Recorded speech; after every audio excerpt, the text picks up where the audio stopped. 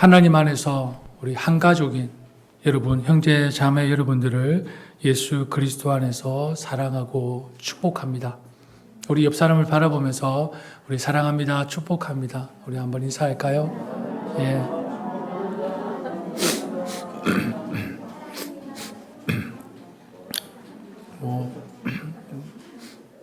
예. 마음 없이 하시는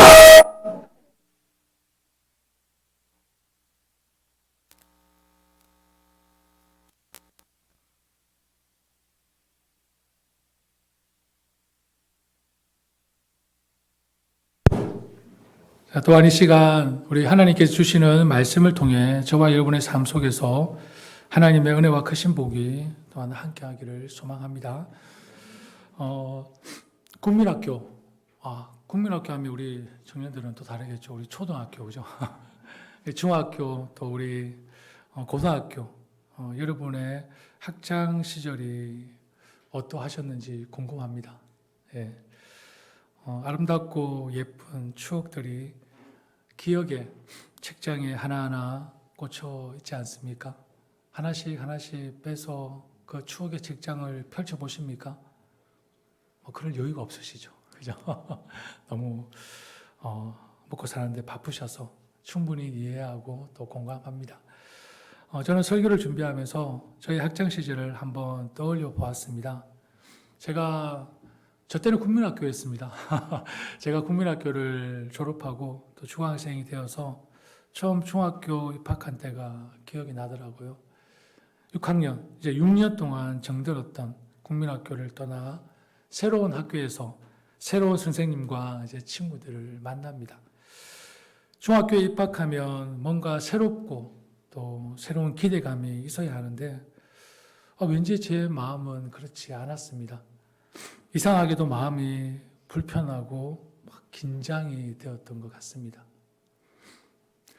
여러 국민학교에서 모여든 새로 입학한 새로운 친구들이 모인 그 교실에 들어가면서 저는 무슨 생각을 했을까요? 여러분들은 무슨 생각을 하셨습니까? 6년 동안 정들었던 국민학교, 초등학교를 떠나보내고 새롭게 새로운 친구들이 모인 그 중학교에 딱 입학하고 교실 문을 딱 여는 순간 여러분들은 어떤 생각을 하셨습니까? 새로운 친구들을 잘 사귀어 잘 지내야지. 선생님 말씀 잘 듣고 정말 열심히 공부해야지. 여러분들은 다 이런 생각을 하셨죠? 그렇지 않습니까? 그죠? 부끄럽지만 저는 아니었습니다. 저는 이런 생각을 한 적이 없습니다.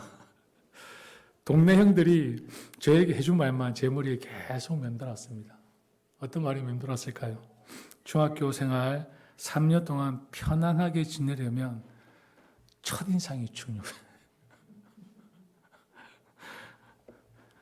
무슨 말인지 알겠지? 절대 약한 모습 보이면 안 돼.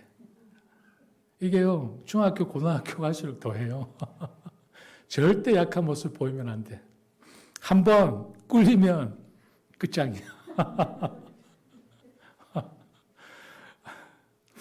이렇게 교실 문을 열었습니다. 그런데 이것이 저 혼자만의 생각이 아니었던 것 같아요. 딱 앞에 있는 친구들이 뭔가 굳은 결심이나 한 듯 표정들이 얼마나 진지한지 저는 이렇게 생각했습니다. 중학교 이 3년의 생활도 쉽지 않겠구나. 힘들겠구나. 우리 자매분들, 우리 여자분들은 어떻게 생각할지 모르겠습니다. 이런 상황이 이해가 안 되시죠? 혹시 우리 자매분들도 이런 마음으로 교실문을 여십니까? 네? 혹시 여기 일진들이 아닐 거라고 믿습니다. 예. 예. 아마 근데 형제분들은 한 번쯤 이런 생각을 해 보셨을 것이라고 저는 여기십니다. 한 번쯤은. 저의 어린 시절의 경험담을 이렇게 말씀을 드렸지만 이 생각은 아마 저만의 생각이 아니라 이 세상을 살아가고 있는 사람들의 생각이고 모습이 아닐까 생각합니다. 이 바닥에서 밀리면 끝장이에요. 이 바닥에서 한번 넘어지면 끝장이에요. 라고 생각해 보신 적이 없으십니까? 아마 한 번쯤은 다 있었을 거라고 저는 생각합니다. 직장에서 일하면서, 사업을 하면서, 하물며 부부 관계에서도, 그죠? 처음 결혼할 때 기싸움 엄청나게 하지 않으셨습니까? 기득권을 잡기 위해서. 안 그러셨나요? 저만 그랬습니까? 예, 뭐 부부 관계뿐 아니라 이성 관계, 그리고 친구 관계 등등 관계에 있어서도 우리는 첫인상이 정말 중요했습니다. 처음 기싸움에 밀리면 안 돼. 이런 마음을 가질 때가 여러분 종종 살아오면서 있었을 것이라고 생각합니다. 이렇듯 사람들은 세상을 살아가면서 자신의 약점이 노출된다는 것, 굉장히 치명적인 것으로 생각합니다. 그래서 자기의 연약함을 가리고 또 그 연약함을 보완하며 살아왔던 것이 어떻게 보면 나의 삶이었고 여러분의 삶이었고 인류의 역사가 아니었을까? 사람들은 자신들이 스스로 약하다는 것을 인정하지 않을 수도 있습니다. 그런 사람도 있기 때문에. 그러나 역사는 인간이 참 약하다는 것을 수도 없이 증명해 주고 있지 않습니까? 약함을 보완하기 위해 더 크고 단단하고 안전한 성과 같은 집을 끊임없이 역사를 통해 추구해 왔습니다. 무너지지 않는 성, 철옹성과 같은 것을 끊임없이 추구해 오지 않습니까? 현대를 봐도 자동차. 여러분 자동차 왜 타십니까? 왜 자동차를 타시죠? 달리는 것이 중요합니까? 이제는 그런 세상이 아닙니다. 달리는 것이 중요한 것이 아니라 더 비싸고 더 멋지고 사고가 나도 날 보호해 줄 수 있는 차를 찾습니다. 여러분 무기를 한번 보세요. 갈수록 화력과 살상력이 강력해지면서 엄청난 파괴력을 과시하고 있습니다. 왜요? 나를 지키기 위해서. 나를 지키기 위해서. 곧 이것은 인간은 약하다는 것을 증명해 주고 있지 않습니까? 사람들은 인정할지는 몰라도 역사는 그렇게 증명해 주고 있습니다. 끊임없는 나를 지키기 위해. 왜요? 내가 약하니까. 내가 보잘것없으니까. 내가 가지고 있는 능력으로 나를 지킬 수 없으니까 계속해서 뭔가를 만들어내고 있습니다.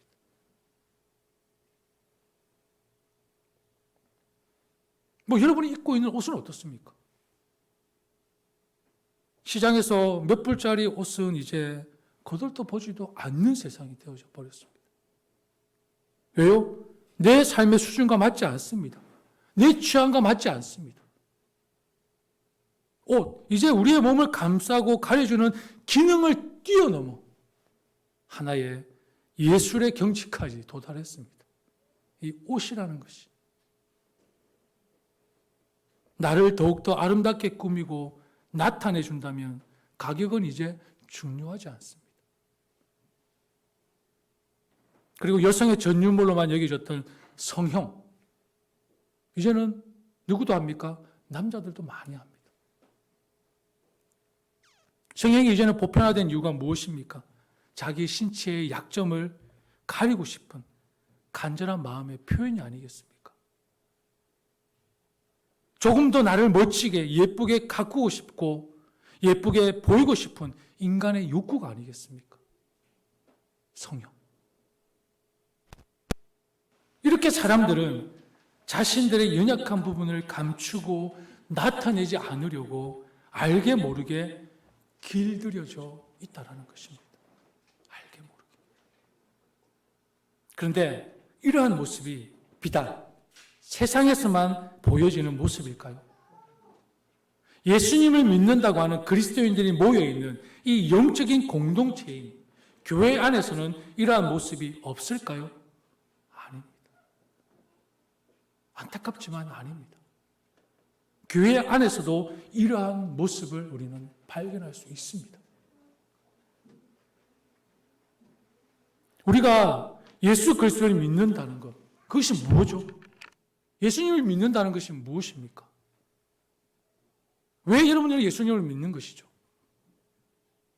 왜 이곳에 나와서 여러분들은 예배를 드리고 그리스도의 모습을 여러분들은 갖춰가고 있습니까? 사망의 권세에서 이기시고 부활하셔서 우리의 죄를 사하시고 하나님과 화목해 하신 그 은혜에 거하는 것. 그리고 그 은혜로 인해 하나님의 영원한 나라를 소망하며 살아갈 수 있는 하나님의 자녀로 살게 하신 그 사랑에 감사하며 오직 예수님을 의지하고 그분을 닮아가는 것. 이것이 믿음이지 않습니까? 오직 주만 바라보고 주만을 위한 삶이 바로 신앙이라는 것입니다.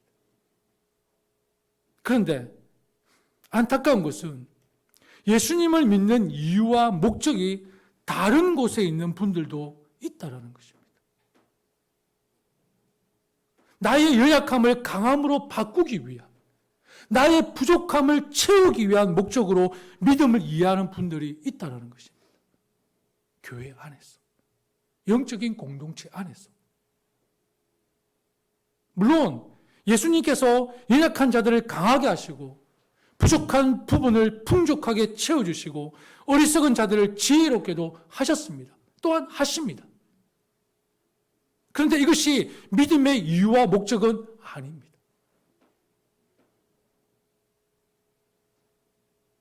여러분, 우리의 믿음의 과정은 강해진다는 것을 의미하는 것이 아닙니다. 내가 예수 그리스도를 믿으면 믿을수록 뭔가 강해진다는 것, 뭔가 힘을 갖는다는 의미가 아니라는 것입니다. 잘 믿는다는 것, 내가 건강해지고 지혜로워지고 능력 있게 되어짐을 의미하는 것이 절대 아닙니다. 오히려 반대입니다. 반대. 믿는다는 것은 나의 연약함을 조금씩 깨달아가는 것입니다.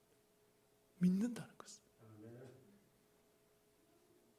믿는다는 것은 죄로 인해서 나는 죽었던 자였다는 것을 알아가는 것, 깨달아가는 것.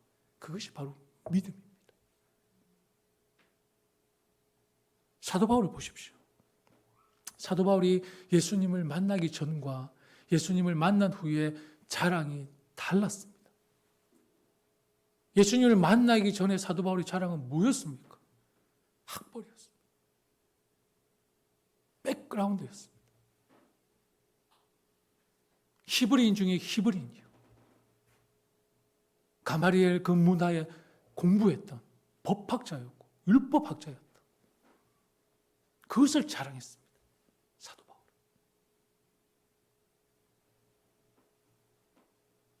그런데 예수님을 만난 사도 바울은 무엇을 자랑합니까? 고린도후서 12장 5절에서 10절 말씀에 내 약점 밖에는 자랑할 것이 없습니다. 사도 바울의 고백입니다. 내 약점 밖에는 자랑할 것이 없다고 고백합니다. 내 은혜가 내게 족하다. 내 능력은 약한 데서 완전하게 된다라고 고백하면서 그리스도의 능력이 내게 머무르게 하기 위하여 나는 더욱더 기쁜 마음으로 내 약점들을 자랑하겠습니다. 이것이 바로 사도 바울의 고백입니다.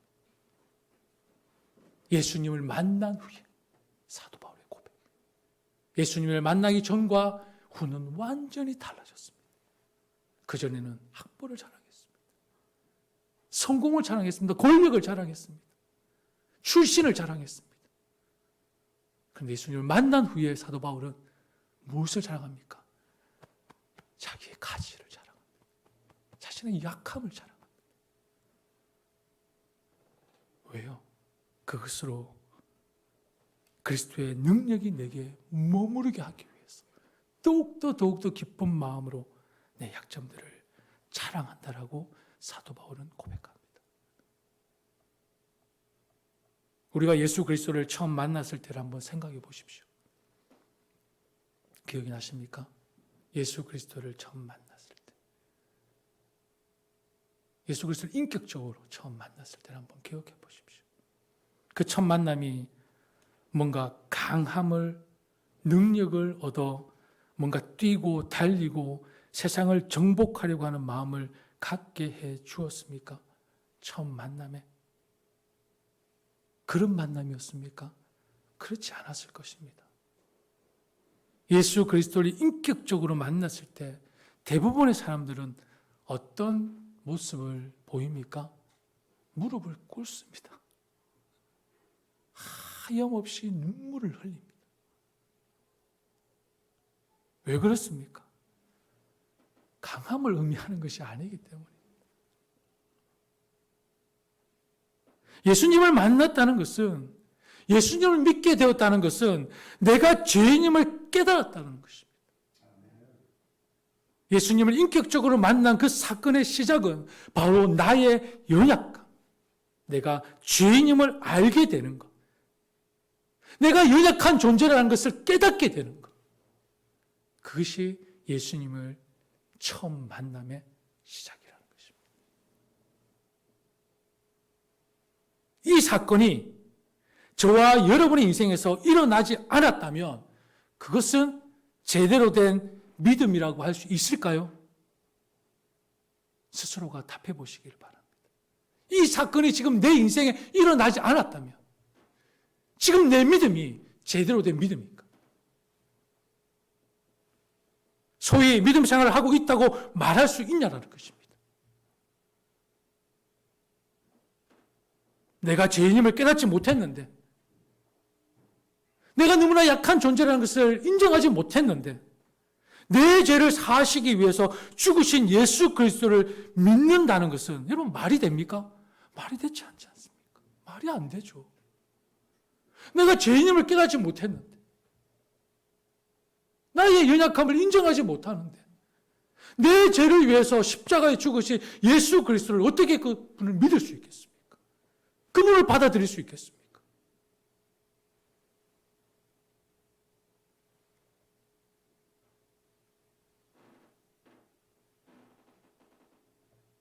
내가 죄인임을 깨닫는 만큼 하나님의 그 깊은 은혜에 대해 우리는 깨닫게 될 수 있다는 것입니다.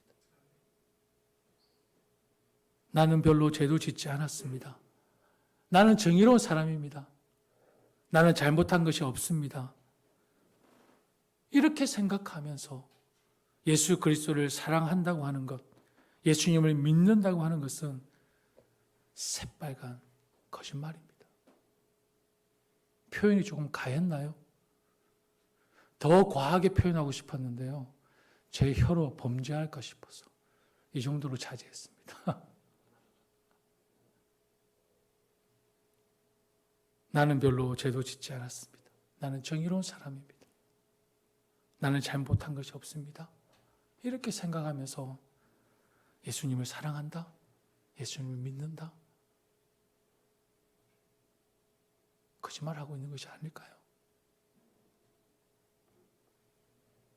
성경에 보면 예수님은 수많은 이적과 기적들을 보여주셨습니다. 여러분 잘 알고 계시지 않습니까? 걷지 못하는 자를 일으켜 세워 걷게 또 뛰게 하셨습니다. 앞을 볼 수 없는 자를 고쳐 세상을 보게 하셨습니다. 오병이어로 5천 명을 먹이는 놀라운 이적도 보여주셨습니다. 밤새도록 물고기를 잡았는데 한 마리도 잡지 못했는데 예수님의 말씀에 순종하니 물고기가 153마리를 잡는 놀라운 이적도 예수님은 보여주셨습니다. 이렇게 예수님은 수많은 자를 고치시고 연약한 자들을 일으켜 세워주셨습니다. 그러나 이러한 이적과 기적들을 보여주신 것은 예수님을 믿으면 너희들은 강해질 수 있어. 예수님을 믿으면 너희들 이렇게 엄청난 복을 받을 수 있어. 고침을 받을 수 있어. 부유해질 수 있어. 이런 의미가 아닙니다. 이것이 믿음이 아니라는 것입니다. 예수 그리스도께서 이 땅에 오신 이유가 무엇입니까?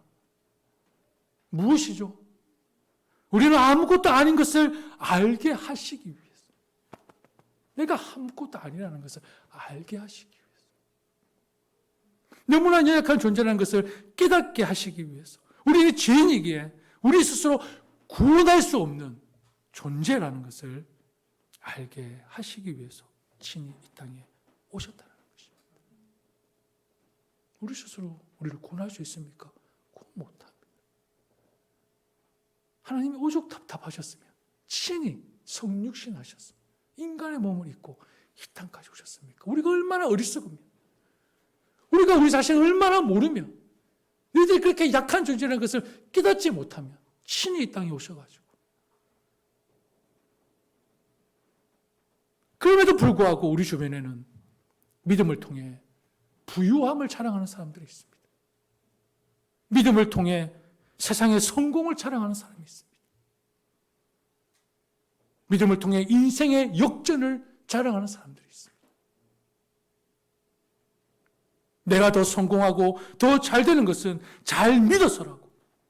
여기에 믿음을 적용하는 모습들이 교회 안에 있다라는 것입니다. 여기에 믿음을 적용하고 있습니다.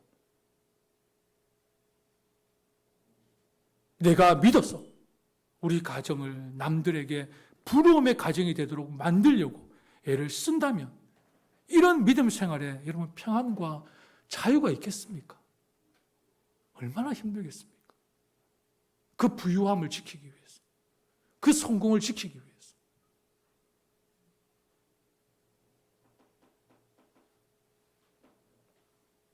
사랑하는 여러분, 여러분들은 어떻게 생각하십니까? 정말 나에게 권력이 있다면,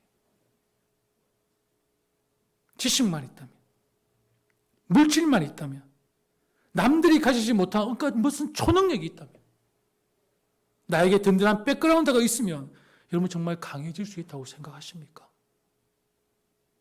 강해질 수 있겠습니까? 혹 이러한 마음을 갖고 살고 있다면 오늘 하나님은 말씀을 통해 저와 여러분에게 교훈하고 있습니다. 우리가 함께 읽었던 시편 39편은 다윗이 인생 말년에 자신의 삶을 되돌아보고 죽음 앞에서 인생 무상을 노래하며 하나님의 도우심을 구하고 있는 말씀입니다. 골리앗을 쓰러뜨린 민족의 영웅 다윗입니다. 그러나 그는 이렇게 고백합니다. 나는 연약한 인간입니다. 세상을 호령했던 위대한 왕이 인생의 마지막 때 고백하는 것은 나는 연약한 인간입니다. 한나라의 왕이었습니다.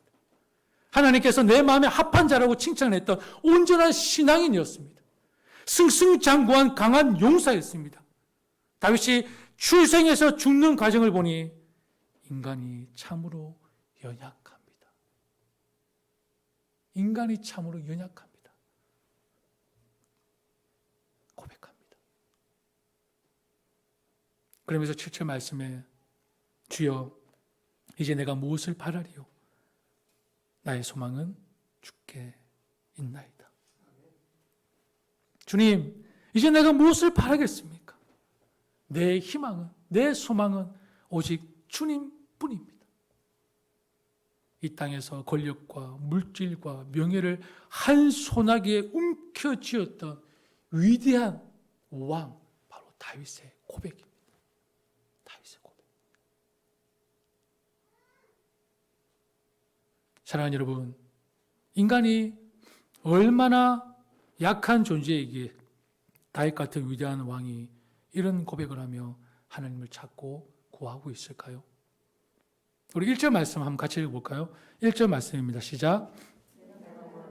나의 행위를 조심하여 내 혀로 범죄하지 아니하리니 악인이 내 앞에 있을 때에 내가 내 입에 재갈을 먹이리라 하였도다. 아멘.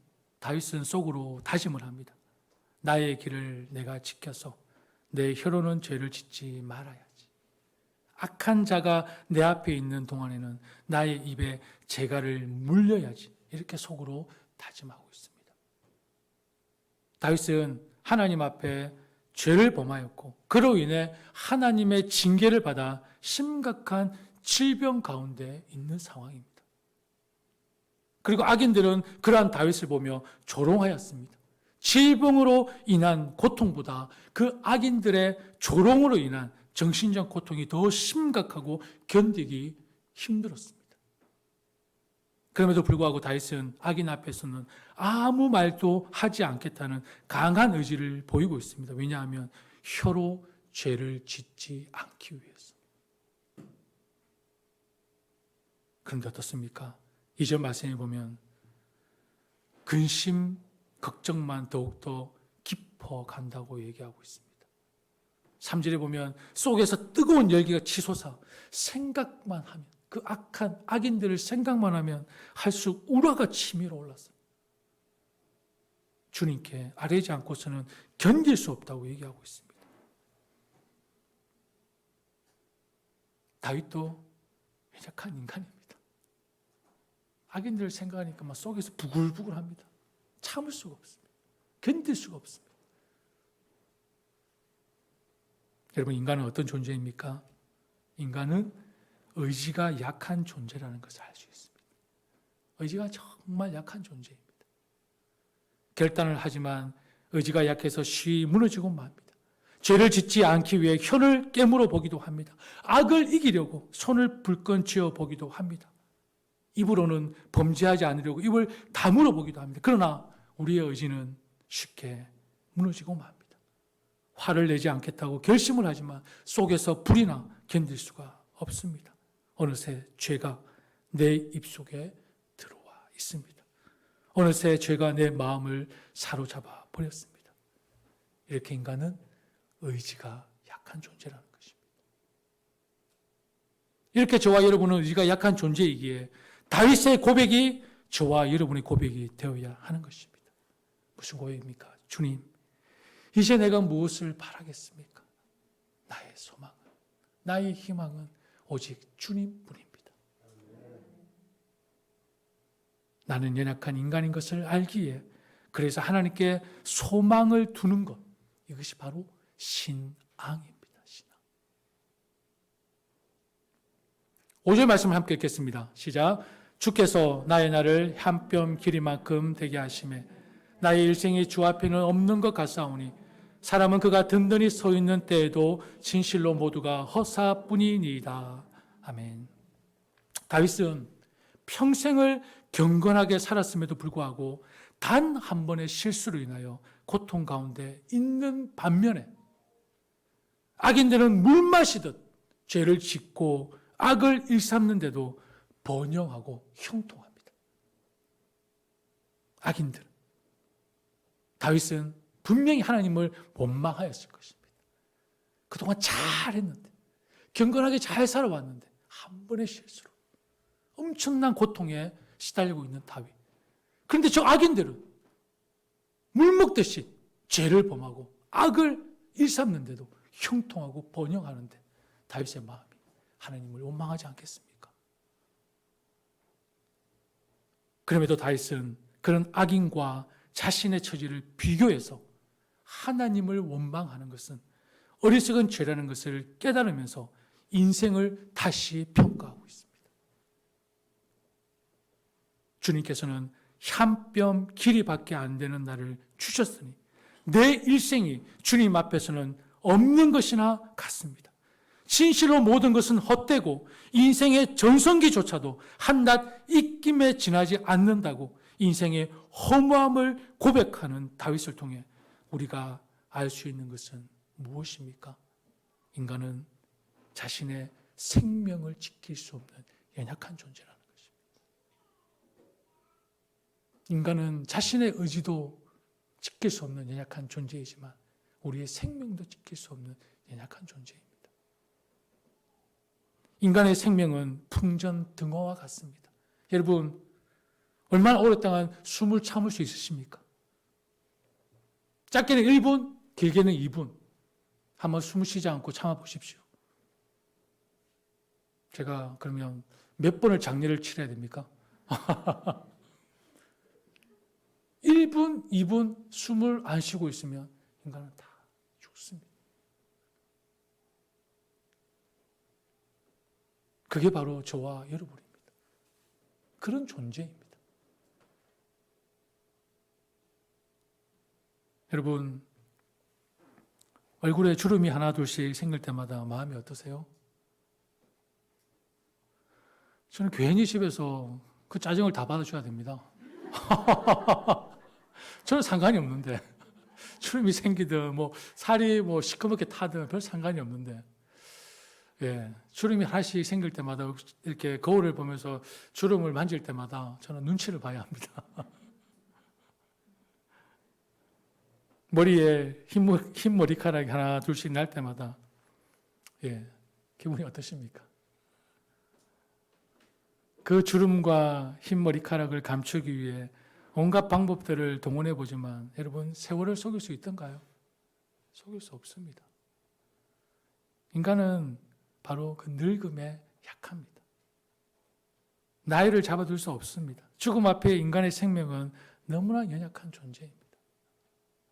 인생은 바람에 흔들리는 풀과 같습니다. 잠깐 보이다가 사라지는 안개와도 같은 것이 우리의 생명입니다. 그리고 인간은 질병에 또 얼마나 약합니까? 여러분, 강한 것 같죠? 지금 우리 보고 있지 않습니까? 코로나가 온 세계에 창궐해서 여러분, 몇 명이나 죽은지 아십니까? 제가 어제 설교 중에 통계를 한번 봤어요. 거의 500만 명이 죽었습니다. 전 세계. 코로나로 인해서 500만 명.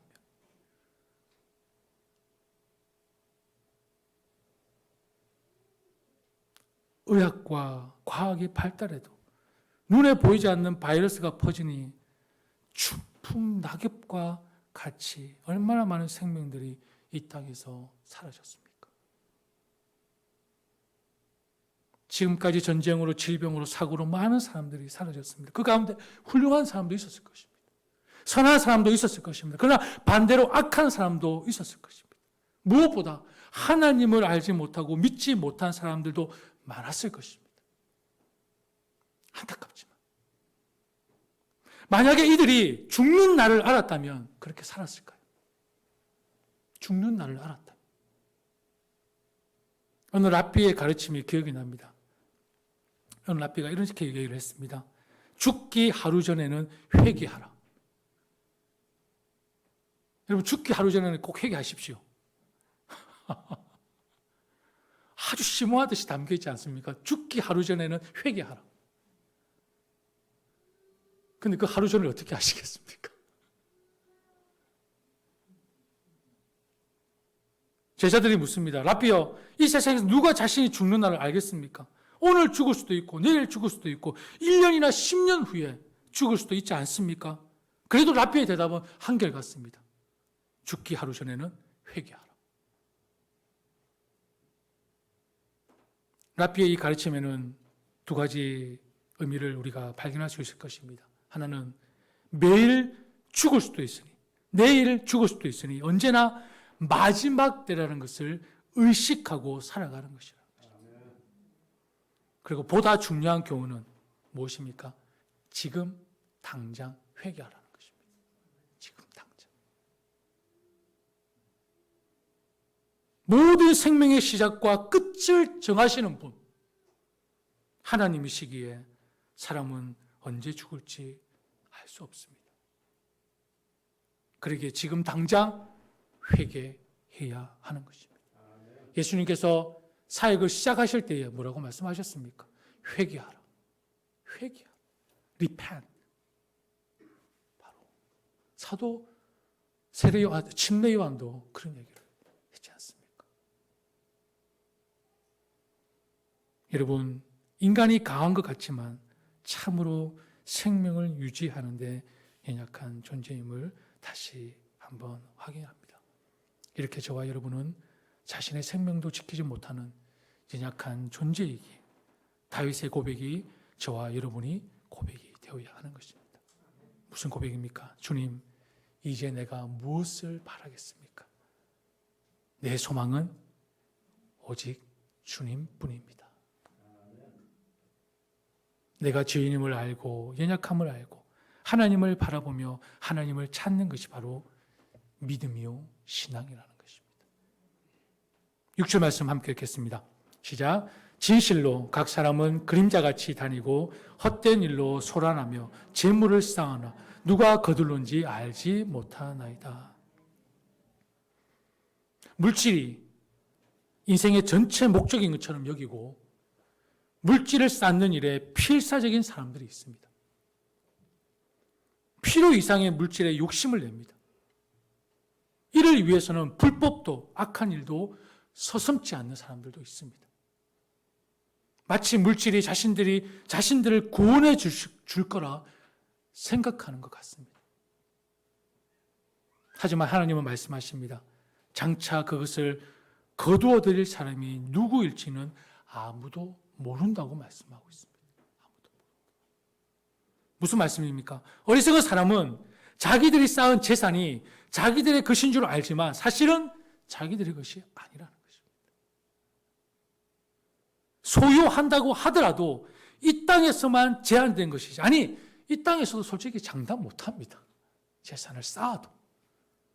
더욱이 죽으면 더 이상 그 재산은 내 것입니까? 내 것이 아닙니다. 인간은 자기의 소유를 지키기에 너무나 연약한 존재라는 것을 다시 한번 확인합니다. 자기의 소유를. 헬라 제국을 건설하고 더 이상 정복할 곳이 없어서 울었다는 알렉산더 대왕은 33세의 젊은 나이에 이 세상에서 사라졌습니다. 더 이상 정복할 것이 없어서 울었던 헬라 제국의 대왕 알렉산더 33세의 젊은 나이에 죽었습니다. 그런데 그는 죽으면서 다음 세대들에게, 후세들에게 훌륭한 교훈을 남겼습니다. 유언으로 관 위에 구멍을 2개 뚫어 자신의 손을 밖으로 나오게 하여 사람들로 보게 하라고 유언했습니다. 무슨 말입니까? 인생은 그렇게 빈손으로 와서 빈손으로 간다는 것을 교훈하기 위함이지 않습니까? 천하를 호령했던 알렉산더 대왕, 그것도 젊은 나이. 관에 구멍을 2개 뚫어 내 손을 밖에 내고 후세들에게 보게 하라. 인생이 그만큼 허무하다는 것을 알렉산더 대왕은 교훈하기 위함이었다는 것입니다. 이렇게 연약한 우리가 할 수 있는 것은 무엇입니까? 이제는 알겠죠? 주님, 내가 무엇을 바라겠습니까?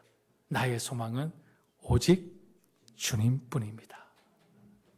이것이 신앙입니다. 절대 이것을 잊어버리지 않으시겠죠? 3번이나 했습니다. 3번. 말씀을 맺겠습니다. 사랑하는 여러분, 우리는 결단을 하고 살지만 의지가 약하여 쉽게 죄에 빠지고 맙니다. 우리는 생명을 지키기 위해서 건강을 유지하기 위해서 애쓰지만 육체는 약하여 질병에 의해 쓰러지고 맙니다. 우리는 권세와 명예와 재물을 지키기 위해서 애를 쓰지만 내 소유를 영원토록 지키기에 너무나 연약한 존재입니다. 이렇게 연약한 인간인 우리는 소망이 없었습니다. 원래 소망이 없던 존재였습니다. 바라볼 것이 없는, 의지할 곳 없는 그런 연약한 존재였습니다. 이런 우리에게 소망이 되시고 의지가 되시며 생명이 되시는 분이 친히 우리를 찾아오셨습니다. 찾아오셨습니다. 그분은 바로 나의 죄를 대속하기 위해 독생자 예수를 십자가에 못 박으시고 나를 구속하신 바로 영원하신 하나님. 그래서 다윗은 고백합니다. 나의 소망은 주께 있습니다. 위대한 왕이었던 다윗이 이 세상에 소망을 두지 않고 내 소망은 주께 있습니다. 바로 다윗의 진실된 고백이었습니다. 사랑하는 여러분, 이것이 신앙입니다.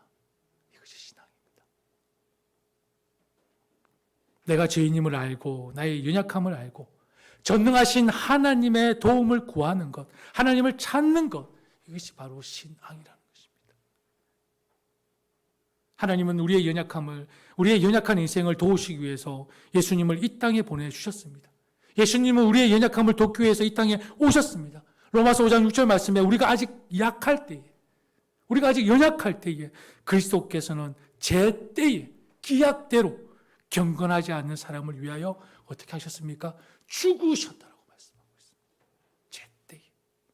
하나님의 딱 구원의 계획 속에 기약대로.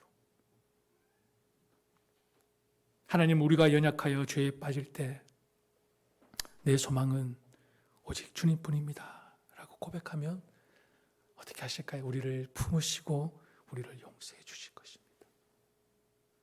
우리가 연약하여 포기하려 할 때 주님, 저는 연약합니다.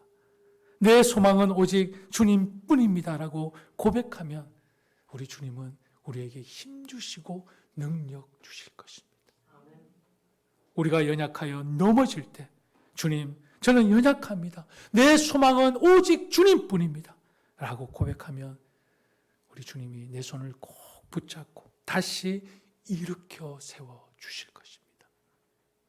우리가 질병으로 약할 때, 고통당할 때 주님, 내가 연약합니다. 내 소망은 주님밖에 없습니다 라고 고백하면 우리 주님이 우리를 위로하시고 우리와 함께해 주실 것입니다. 사랑하는 여러분, 하나님은 하나님을 의지하는 자를 도우십니다. 하나님은 주님, 내가 연약합니다. 내 소망은 오직 주님께 있습니다 라고 고백하는 자를 도우신다는 것입니다. 그렇기 때문에 여러분, 이 땅에 소망을 두지 마십시오. 잠깐 누리다가 사라질 것들입니다. 이 땅에 소망을 두지 마십시오. 안개와 같은 것들입니다. 우리의 생명이시며 소망 되신 하나님을 바라보시기를 바랍니다. 하나님께 도움을 구하시기를 바랍니다. 하나님께 소망을 두시기를 바랍니다. 그러면 하나님은 여러분의 손을 잡고 다시 일으켜 세워 주실 것입니다. 나의 강함을 자랑하지 마십시오. 내 소유를 자랑하지 말라는 것입니다. 오히려 나의 연약함을 인정하고 그 연약함을 자랑하십시오. 내 은혜가 내게 족하다. 내 능력은 약한 데서 완전하게 된다라고 고백한 사도 바울처럼 그리스도의 능력이 내게 머무르게 하기 위하여 나는 더욱더 기쁜 마음으로 내 약점들을 자랑하는 여러분의 삶이 되시기를 바란다는 것입니다. 믿음 생활을 통해서 나를 강하게 만드는 것이 아니라 나의 연약함을 깨달아가는 그 은혜를 체험하는 여러분들이 되시기를 바랍니다. 나는 연약합니다. 내 소망은 주님께 있습니다. 주님뿐입니다. 오직 하나님만 바라며 하나님께만 소망을 두는 저와 여러분의 삶이 되시기를 간절한 마음으로 축복합니다. 우리 찬양합니다.